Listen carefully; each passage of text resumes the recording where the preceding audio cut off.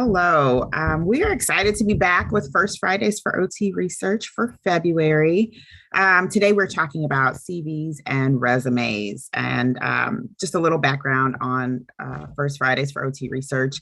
This is a space where we're really talking about all things research for those who are perhaps potentially interested in a PhD program or just thinking about what a research career might look like. So we talk about things like how to prepare, how to apply, what's the day in the life of a researcher like. And today we are talking about resumes and CVs. And we have a wonderful guest with us today. I'll introduce myself. I'm Kelly Harris. I'm an assistant professor in occupational therapy and surgery at WashU School of Medicine.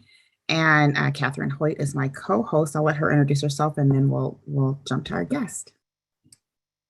Good morning or afternoon or evening for anybody who's joining us today. My name is Catherine Hoyt. I'm an instructor in the program of occupational therapy at Washington University.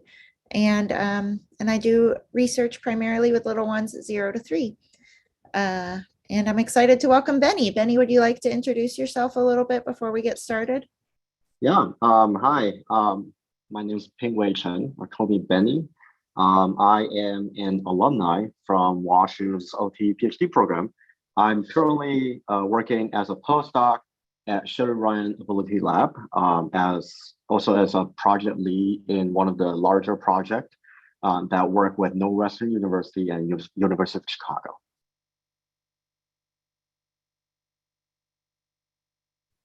Excellent. I actually didn't know you were at Shirley Ryan Lab, Benny. That's awesome. Yeah, well, thank you. I didn't either. Let's jump right in. You said you're in a postdoc, so you've got, probably, I think we all think about our CVs a lot, but let's start with, what is a resume and when do you use one versus what is a CV and when do you use one? Yeah, so I guess before I talk about that, I just have to explain a little bit why I keep looking at these oftentimes. Ever since I joined the Shirley Ryan as a project lead, I have to hire multiple of RAs under this project. I probably already hired 10 RAs just to come into this project. So I kind of review a lot of our resume and CVs and knowing what we're looking for, kind of that could be temporary RA, postdocs, or anyone like more full-time RAs or coordinators. I think the difference between, for the job I post, I usually look for a resume, or you can send a CV, but I usually will request a resume. And the reason why is because a resume is a one-page brief summary of what is very specific about the job you're applying, right? A CV is a list of things that you have done that is usually toward a more academic, right, perspective. So you'll include a lot of these publications, references, everything that you have done, or awards.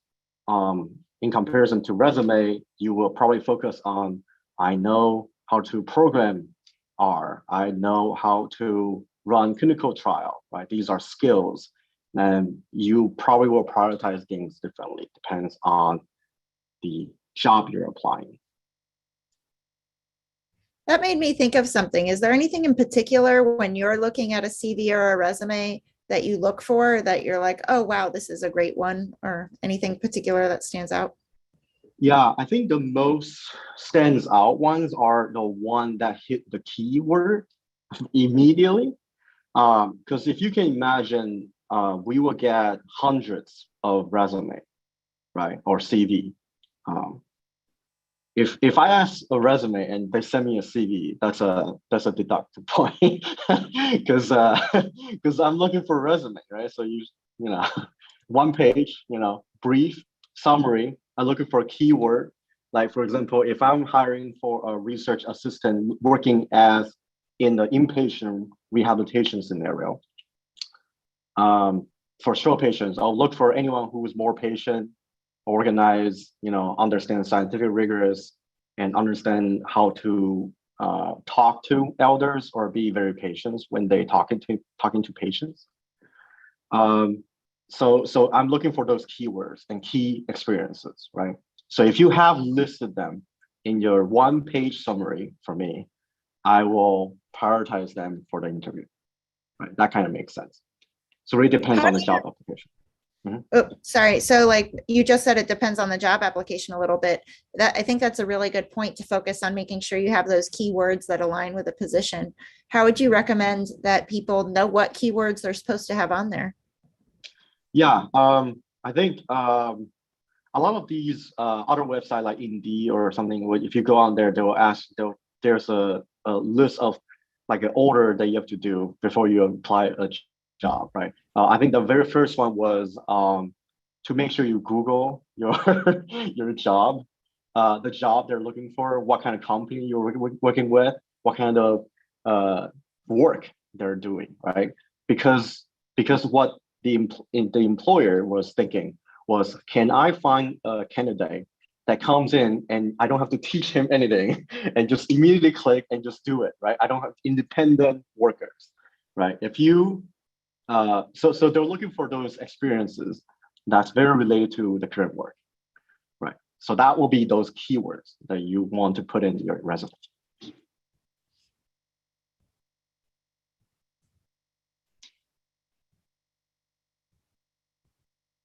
Did you have a follow-up question, Kelly?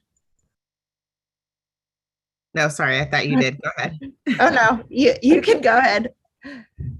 So you were talking a little bit about kind of how you receive CVs. Have you gotten feedback on your own resume or CV that's been really helpful, really good, really bad? Like how, kind of you shaped that, those tools?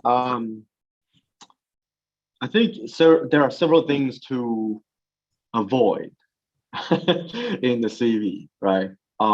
If you write yourself as a detail-oriented person, and then you didn't proofread your CV or resume, that's a big no. So I've done some stupid things like that. Like I will write a resume. I proved myself several times. I never show anyone because it's my CV, right? I don't want I don't want anyone to see it. And that's a big mistake, I think. You should let your friends or someone who you trust to see your CV because it's important. They will definitely find something that doesn't make sense to them, and you can fix them. And that's probably what the employer will see. Like when they first got it, the first thing they found was the error that you made, the typos that you made in there. That's a very important part. Organization. If you say you're a very organized person, you can't even write a brief summary into one page of resume. I have doubt that that is an evidence to your the organization skill, right? That's also an important thing. How clean it is.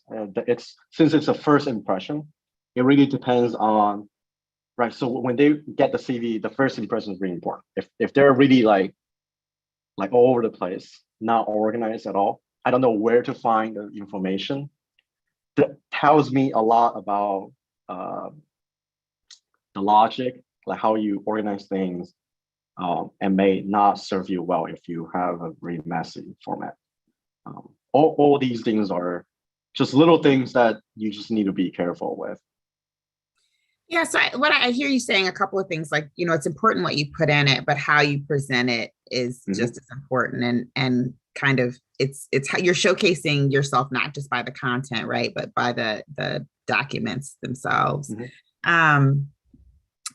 I guess I was also thinking, like, and you kind of touched on this, that, you tailor it to a job, right? So at this point, I feel like most of us might have, especially if you have like a clinical background, maybe a couple different versions of your CV or resume that, depending on how you're using it, determines how you organize it. I don't know if either you, Catherine, or Benny want to speak to that. That's something I think about a lot. Like, how do I best highlight myself when I've got kind of this mix of background and skill? And, how do you think about that? And is it about,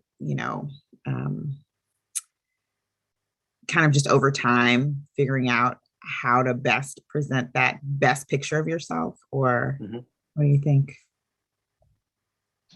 Um, I can go ahead first. So some people would suggest that every job you apply, you create a CV or resume for it, for that very particular job. Now, of course, depends on how much you like this job. Maybe you want to just use a template, right? So all clinical template, that's doable too. You just have to be careful when you're about to send them to make sure that you don't write a very specific thing about certain companies. And most of the time you can actually, with a cover letter, right, to introduce you to this job, why you like this job so much, and then your resume as the evidence to what you're saying in the cover letter, right? That's my thought in this. Catherine, do you have any other advice from the clinical side? I don't think so. Sorry, we just got a question in the chat, so now I feel like my brain is scattered. But I was thinking about kind of those differences in like how you customize your CV or your resume. And, and you said, Benny, that, you request a resume versus a CV. But I actually heard from a mentor of mine recently, like in the academic community, when you're applying for a PhD or other research type of positions, you may have to submit a CV. And some of them want everything on there, like any abstract you've ever submitted or things like that. And some people, find that to, just take up too much space and they want just the highlights even on the CV. I don't know, Kelly or Benny, if either of you have any experience or thoughts on that. So my internet, I think, cut out. I missed the question. I think I was frozen for a moment. I was just saying that like even within academic environments, the CV is typically longer than a resume and includes other things that you may have done in your like other scholarly work. But I've also heard kind of maybe not conflict, but like differences in opinion on what should be on there, like whether every abstract should be on there or not. And I don't know if either of you have any thoughts on that. I think, Benny, did you have a thought before I jump in? I think a lot of times academic career will require you to have a CV because they want to know how much publications you have done, how much research you have done. Because I think publication in the academic career is like our outcome, right? Like your result. Like no matter what you list in your career experience, if I don't see a publication, that doesn't mean you did anything, right? So it's almost like that. So it's very important for an academic career. If you're applying for PhD or graduate school, you need to give them a CV because you need to list all the publications you've ever done and all the abstract you ever go to or conferences or even like affiliation, right? That's also on the CV. And then you need to provide 3 reference people, right, or professors that can vouch for you that this is a person that's not crazy, right? That's usually the case for academic career. Is that right? You guys agree with this, right? I mean, I think, yeah, like, it's a way to showcase, what have you done to show that you have the experience you say that you have. I was thinking about that to your question a little bit, Catherine, that, if you're not like on the job market, the CV is this tool to kind of document everything. But then when you're submitting it somewhere, you perhaps don't include everything. I mean, maybe every apps. And I also feel like it's like, where are you in your career, right? People who are earlier in their career have everything. And then as it starts to get longer, you start to, drop those things that are perhaps less important or less, the abstract is perhaps not as important as the, talk or the paper on that same topic or, that kind of thing, I think. Yeah.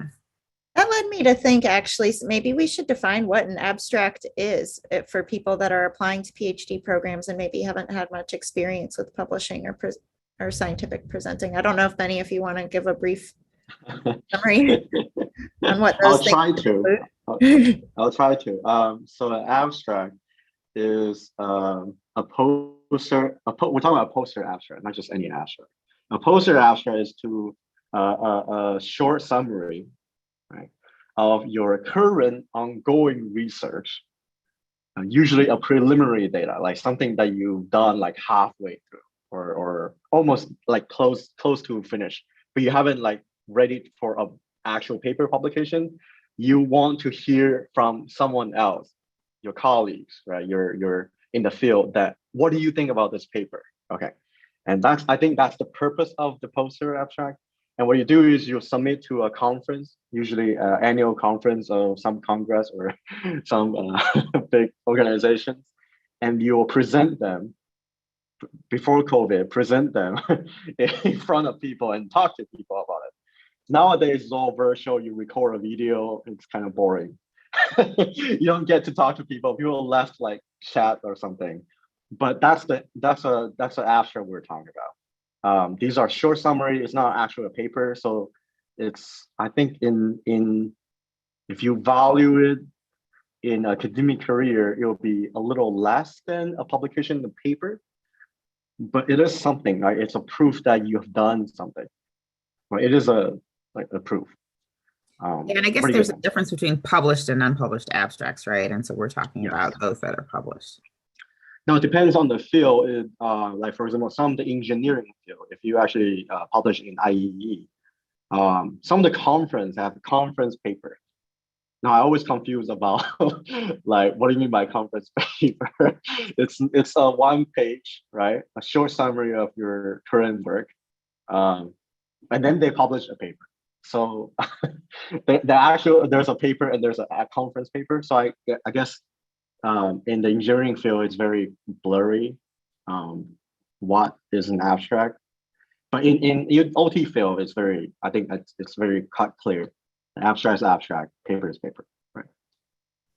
I think some other things that I was just thinking about while you were talking, and thinking about myself, even when I was applying to PhD programs, I didn't have that many papers. I'd gone to a couple of conferences because I was at WashU, but not everybody has those opportunities. But I think on your CV then, because you're applying for either a research position or a PhD program, graduate school, like maybe a takeaway, I don't know if both of you would agree, but like including any type of professional presentation that you've given, maybe in your workplace, or if you've published in anything that you've written to document your, ability to write. I don't know that this is the right way, so I probably shouldn't be sharing it, but I'll share it anyway.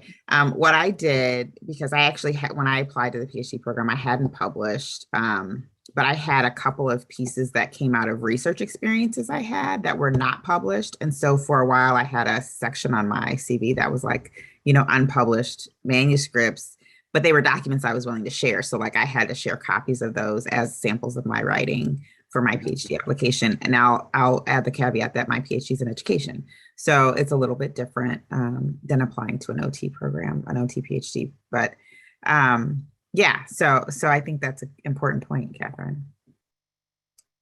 Yeah, I definitely agree. When I apply for PhD programs, I already have master, so I kind of did something in the master degree already. So I have 1 or 2 papers out, but I list every single abstract that I have ever done since college, just because it's for CV. Usually, it's a 2 to 3 pages long, right?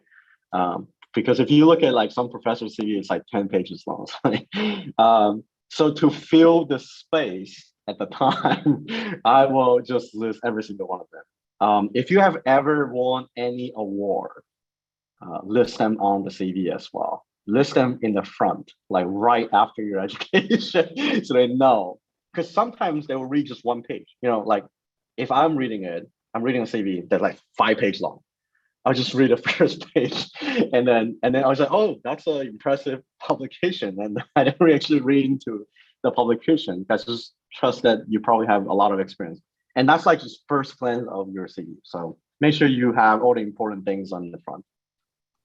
That's a good point to what you were saying earlier, Benny, about like the organization and like how do you present it. So like it sounds like what you're saying, and maybe we all agree on too, most important things, education, like any publications or professional presentations, and like any awards or things like that. I'm wondering, so there's a few, I don't know if it's controversial in this group, but online, or if you ask other people that review resumes, some controversial things that that I've heard are including your place of birth, including a photo of yourself, or things like podcasts or other things you've been involved with. Do you have any feelings about any of those things? I think there's an old template for putting your place of birth. It's like What? Benny. It's it's an old template to actually put the place of birth, because I feel like that's like Jack from St. Louis, something like to identify who you are. It's an ancient time, but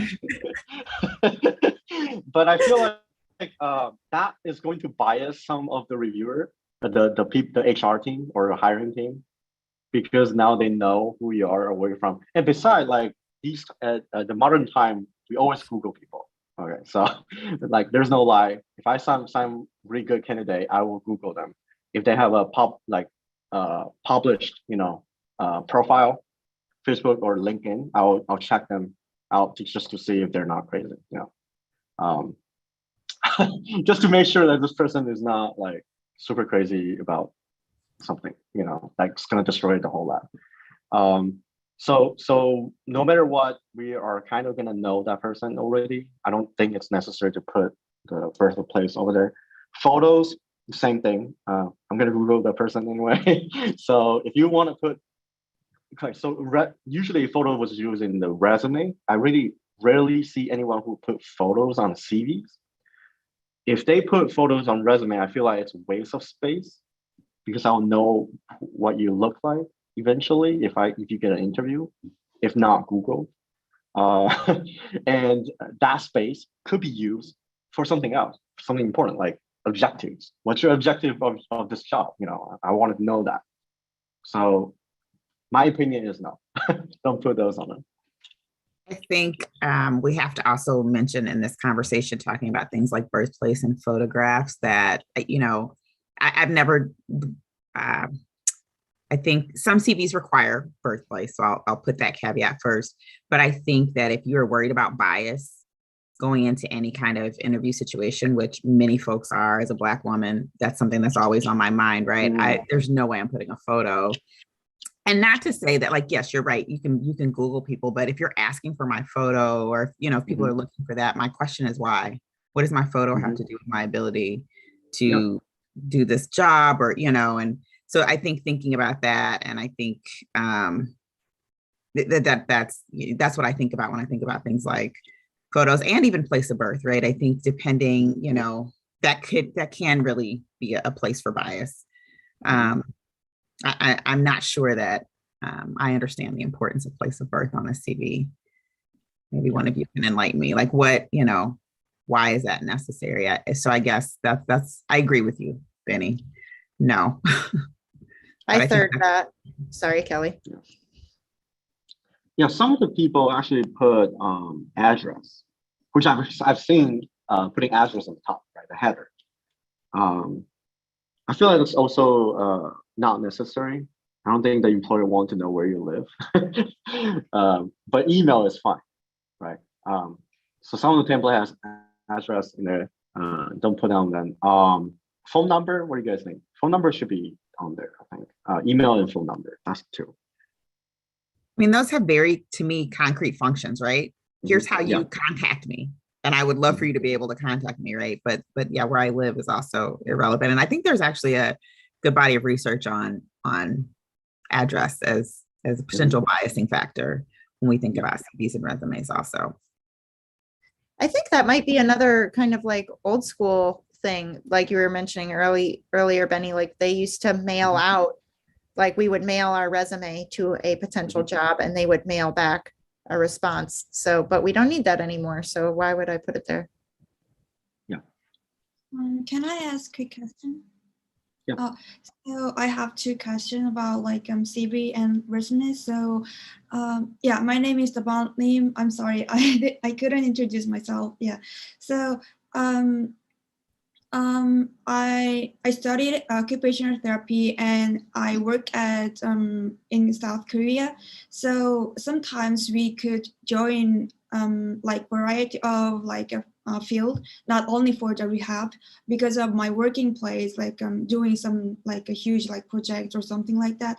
So if I apply like PhD school or like OT department or something like my career, so should I drop the like not related field, even if I did, or if I like get a paper or publish it or something like that, like to make my career just one like a field, or what do you think? Can I ask? And then second question is, what is your priority? Like if you look at the resume or CV at first, like do you like think important is like the subject of the research or something like your career, or what is that? Can I ask? Yeah, thank you. Catherine, you want to go first, or? Go for it, Ben. I can answer the second question first. The second question really depends on the lab you're applying. I'm assuming this is for OT PhD program. So a PhD program is very different from any other clinical program where research is the most important thing, and depends on the lab you're applying to, the mentor that you want. You'll have to find experience that's related to that, right? So it could be anything. It could be one part of your class. So if you have no participation in previous research before, one of the OT class could have provide you some experience with it. And I believe when I was applying for PhD program, I also listed what kind of classes I took, right? And you could elaborate those classes or even volunteer to help out in the class. Most of the time in the program, the mentor or whoever the instructors will also like people to help out, right, in the class. You can be a teaching assistant or something like that. That could help your building your resume or CV already. The best kind is also, of course, the research type, right, where you actually volunteer in the research lab and doing some research. And before you do that, make sure before you start doing the volunteer work, make sure you ask them whether or not you can be on the publication. Okay, even just the last author or the last two author of the publication actually help, right? You should have to ask them. Most of the time they'll say yes if you like volunteer for several times or do a specific thing that qualify you to be an author. Okay, that's something that you always can ask to your professors, your instructors to help out. And that will build your resume from there, right?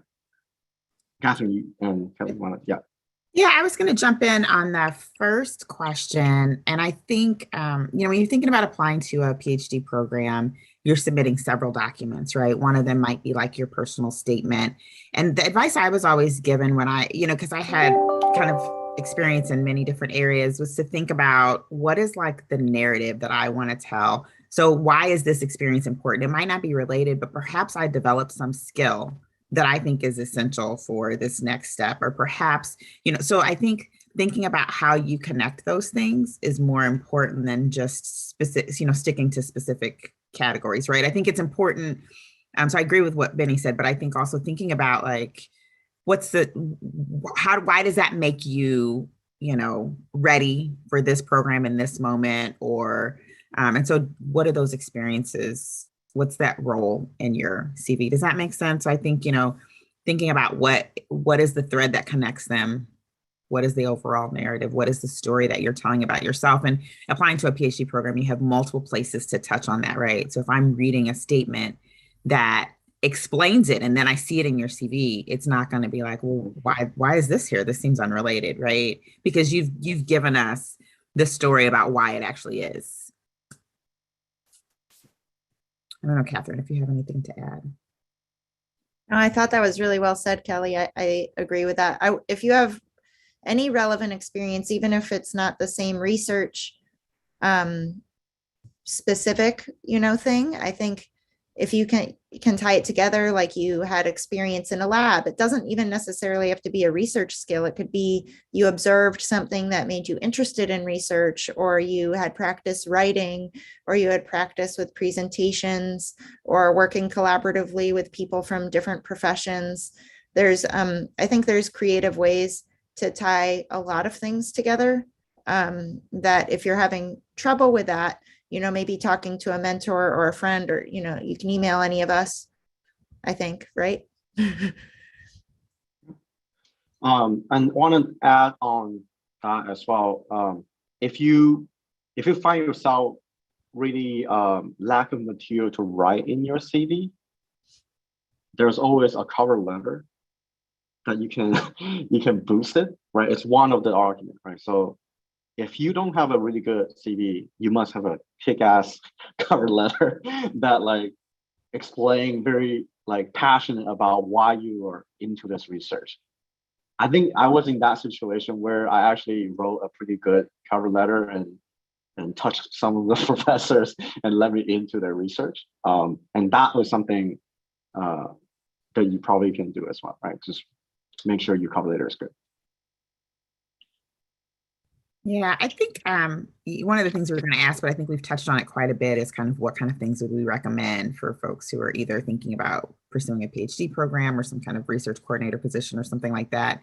The other thing I just am thinking about as we're talking is I did a lot of just looking at many different resumes and CVs, right? A lot of them are publicly available online. And so you really get a sense of what different people do, what speaks to you, what you really like in the way of organization, or what you really don't like. Or, and you just get ideas. And I think over time, I don't know, at least for myself, I kind of played around with some of that, right? So my CV has changed over time as I'm learning what works and what doesn't work. You see other people's and get ideas. And, so I think thinking about just looking around at what's out there is important. While you were talking, Kelly, I just had another thought, like related to what you were saying and what Benny said earlier. I think when you're putting together a resume or a CV too, you can like go to the website of wherever you're applying and, just see what they talk about. What do they prioritize?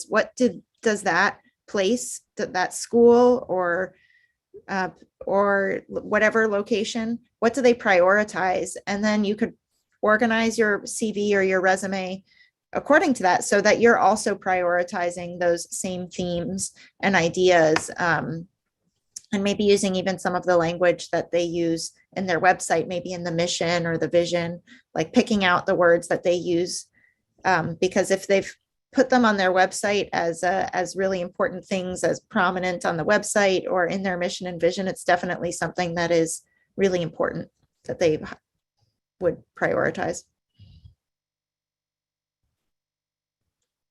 Yeah, just like writing any paper, right? Your audience is very important. CV is not different from any other paper that you write. Who do you talk to? And how do I please them? How do I make sure that they like me, right? And that's important. So, yeah. Are there any other questions? Kind of final thoughts? Or resources? Yeah. Yeah, I would recommend going to like Indeed.com or like these are like HR website. They teach people how to create resume. They have a lot of template as well. These are really good resources. That include like, I think Glassdoor might has it, Indeed has it, LinkedIn has it too.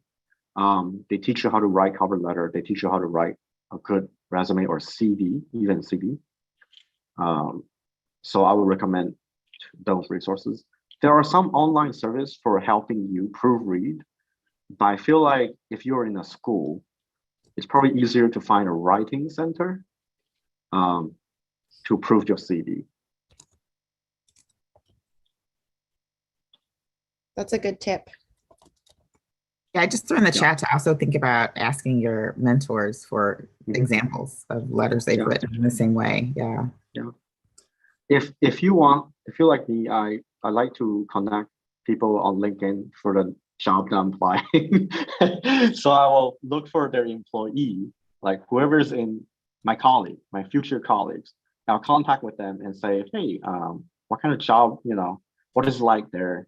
To understand a little bit more, like what's the boss like? What is it, like just chat and then befriend it and they'll tell you a lot of information. You'll be surprised that they will just keep talking about the situation. So you'll learn a lot from that, and then you can tailor it with your CV or your interview or application. So.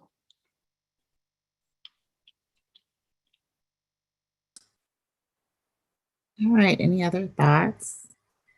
I think as Catherine mentioned, if you know, if other questions, feel free to email either of us. And yeah, if there's nothing else, we thank you for joining us today. Any last words? Thank you for having me. No. Yeah, thank you, Benny. This is great. Thank you so much for having me. It's nice to see you all. Thanks, Benny.